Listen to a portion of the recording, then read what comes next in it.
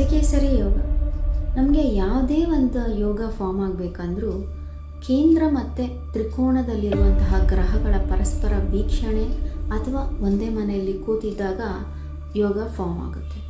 ಆದರೆ ಈ ಗಜಕೇಸರಿ ಯೋಗ ಹೇಗೆ ಫಾರ್ಮ್ ಆಗುತ್ತೆ? ಗಜಕೇಸರಿ ಯೋಗ ಬರೋದು ಚಂದ್ರ ಮತ್ತು ಗುರು ಇವರಿಬ್ಬರ ಪರಸ್ಪರ ವೀಕ್ಷಣೆ ಅಥವಾ ಒಂದೇ ಮನೆಯಲ್ಲಿ ಕೂತಿದ್ದಾಗ ನಮಗೆ ಗಜಕೇಸರಿ ಯೋಗ ಏರ್ಪಾಟಾಗುತ್ತೆ.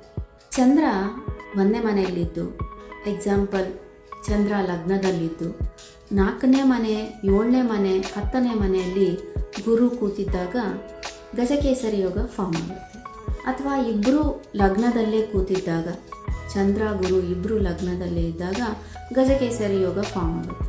ಈ ಯೋಗ ಬಂದಾಗ ಸಮಾಜದಲ್ಲಿ ಉತ್ತಮ ಸ್ಥಾನ, ಒಳ್ಳೆಯ ಧನಾಗಮನ, ಅಷ್ಟೇ ಅಲ್ದಿರ ಒಳ್ಳೆಯ ಹೆಸರು, ಕೀರ್ತಿ, ಪ್ರತಿಷ್ಠೆ, ಒಳ್ಳೆ ಮಾರ್ಗದಲ್ಲಿ ನಡೆಯೋದು, ಈ ಥರ ಎಲ್ಲ ಗಜಕೇಸರಿ ಯೋಗ ಬಂದಾಗ ಆ ಜಾತಕದವರು ನಡ್ಕೋತಾ ಇರ್ತಾರೆ ಅಥವಾ ಅವರಿಗೆ ಆ ಯೋಗಗಳು ಉಂಟಾಗುತ್ತೆ.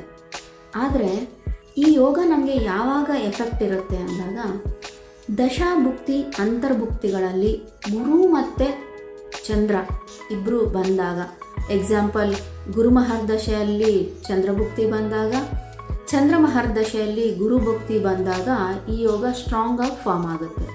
ಅಷ್ಟೇ ಅಲ್ದಿರ ಬೇರೆ ಗ್ರಹಗಳ ದಶೆಯಲ್ಲಿ ಗುರು ಮತ್ತು ಚಂದ್ರ ಭುಕ್ತಿ ಅಂತರ್ಭುಕ್ತಿಗಳಲ್ಲಿದ್ದಾಗೂ ಆ ಯೋಗ ಫಾರ್ಮ್ ಆಗುತ್ತೆ. ಆದರೆ ಅದು ಲಿಮಿಟೆಡ್ ಟೈಮ್ ಪೀರಿಯಡಲ್ಲಿ ಮಾತ್ರ ಇರುತ್ತೆ. ನಿಮಗೆ ಗಜಕೇಸರಿ ಯೋಗ ಇದೆಯೋ ಇಲ್ವೋ ನಿಮ್ಮ ಜಾತಕ ನೋಡಿ ಚೆಕ್ ಮಾಡ್ಕೊಳ್ಳಿ.